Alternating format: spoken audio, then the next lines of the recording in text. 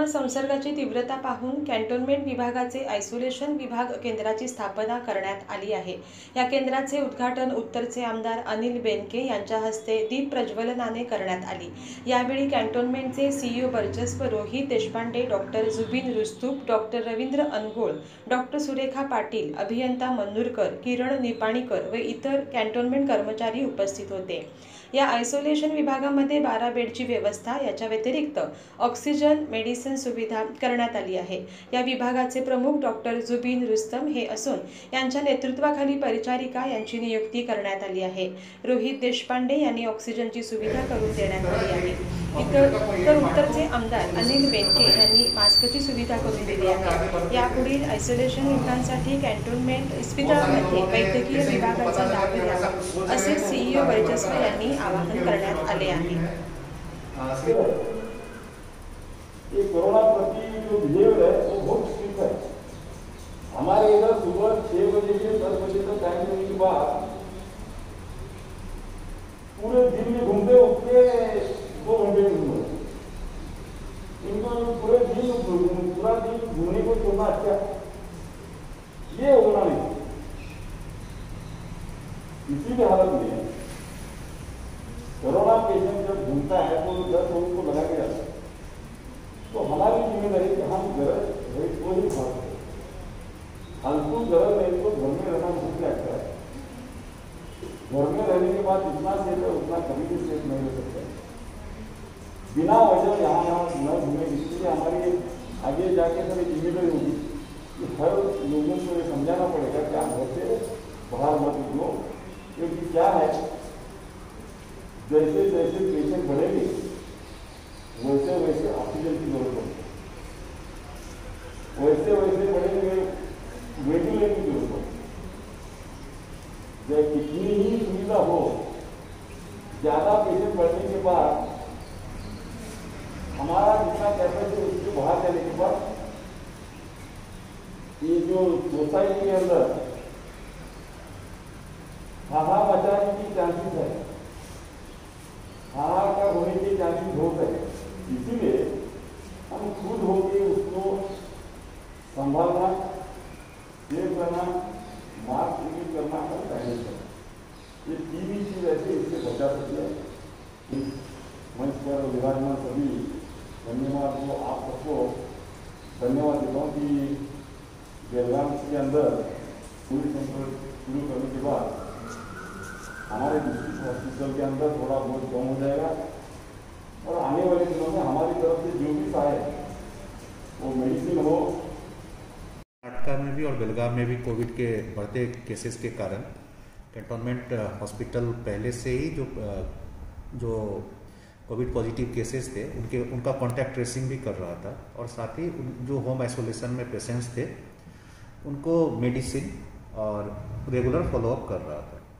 अभी चूँकि धीरे धीरे बेड्स की कमी होने लगी और यह खबरें हर जगह से आने लगी कि हॉस्पिटल्स में बेड्स बहुत कम हो गए हैं, तो यह ऊपर मिनिस्ट्री ऑफ डिफेंस से भी आदेश आया कि जितने भी हॉस्पिटल्स हैं उसमें कोविड आइसोलेशन सेंटर अपनी अपनी क्षमता के अनुसार, अगर आपके हॉस्पिटल्स में क्षमता ज़्यादा है तो आप डेडिकेटेड कोविड हॉस्पिटल भी बना सकते हैं। अगर क्षमता ज़्यादा नहीं है तो कम से कम माइल्ड केसेस के लिए एक कोविड केयर सेंटर बनाने के लिए इसी दिशा में हम लोगों ने करीब 1 हफ्ते से हम प्रयासरत थे। हमने पहले स्टेट गवर्नमेंट को भी लिखा था कि अगर उनको कैंटोनमेंट हॉस्पिटल की ज़रूरत है तो वह इसको कोविड केयर सेंटर के लिए टेक ओवर कर सकते हैं। हम सारा इंफ्रास्ट्रक्चर, मैन पावर उनको देने के लिए तैयार थे, लेकिन स्टेट गवर्नमेंट की तरफ से ऐसी कोई पहल नहीं हुई, तो हमने यह सोचा कि हम खुद से ही एक कोविड केयर सेंटर अपने आप अपने डॉक्टर्स की मदद से, और जो कुछ 1-2 डॉक्टर्स जो कैंप में रहते हैं उन्होंने भी आगे बढ़कर इसमें काफ़ी मदद की, जिसमें डॉक्टर जुबीन का नाम खास करके है। वह रोज़ आ रहे हैं और सारी व्यवस्था देख रहे हैं। उन्होंने यह भी वादा किया है कि दिन में कम से कम 2 बार आकर राउंड लेकर सारे पेशेंट्स का हालचाल देखेंगे। तो अभी हम एक 10 bedded Covid care centre start कर रहे हैं। ज़रूरत पड़ने पर बेड की क्षमता बढ़ाई जा सकती है, लेकिन हमारे पास ऑक्सीजन की कमी है, और जैसा कि सुनने में और देखने में आ रहा है कि ऑक्सीजन का मिलना मुश्किल है, तो अभी हम बिना ऑक्सीजन सपोर्ट के जो पेशेंट्स रह सकते हैं, माइल्ड पेशेंट्स, उनकी भर्ती करेंगे और उनकी देखरेख करेंगे। और साथ ही साथ हम ऑक्सीजन सिलेंडर्स भी प्रोक्योर करने की कोशिश कर रहे हैं।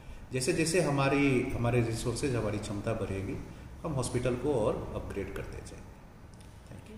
के लिए एक तो हम हर दिन अनाउंसमेंट करवा रहे हैं, साथ ही सुबह जब मार्केट खुल रहा है तो हमारे स्टाफ जा रहे हैं लोगों का मास्क चेक करने के लिए। जो मास्क नहीं पहन रहे हैं उस पर हम लोग फाइन भी लगा रहे हैं।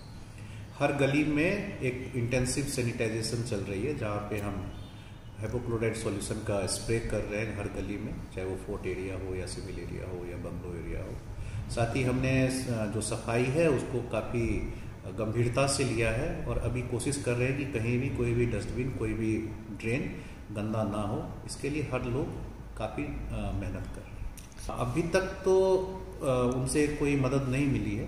कल तो मीटिंग भी ज्वाइन हुई थी। कल मैंने डीसी साहब के पास गया था कि जैसे हमारे जो बेलगाम में ही एक कर्नाटका में एकमात्र कैंटोनमेंट है, जबकि महाराष्ट्र और दूसरे स्टेट्स में ज़्यादा है। तो महाराष्ट्र में जैसा कि हम लोगों को पता चला या ऐसी खबर आई कि वहाँ पे डिस्ट्रिक्ट एडमिनिस्ट्रेशन कैंटोनमेंट्स को SDRF फंड में से कोविड के लिए, SDRF मतलब स्टेट डिजास्टर रिलीफ फंड से कैंटोनमेंट्स को भी उनकी ज़रूरत के हिसाब से फंड दे रही है ताकि वह कोविड का निदान कर सके। तो उसी सिलसिले में मैं सर से मिलने गया था कि जैसे दूसरे राज्यों में कैंटोनमेंट्स को SDRF फंड एलोकेट कर रहे हैं डिस्ट्रिक्ट एडमिनिस्ट्रेशन, अगर यहाँ भी हो जाए तो हमें सहायता मिलेगी सामान खरीदने में, चाहे सेंटर को और अच्छा बनाने में।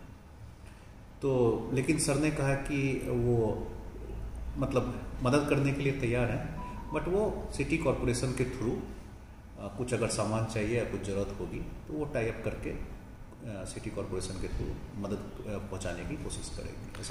सर मैंने खबर दिया था आज हम शाम में कोशिश कर रहे हैं कि शाम तक कोविड आइसोलेशन सेंटर्स की इनॉग्रेशन करें। तो MLA साहब ने बोला है कि वो आएंगे।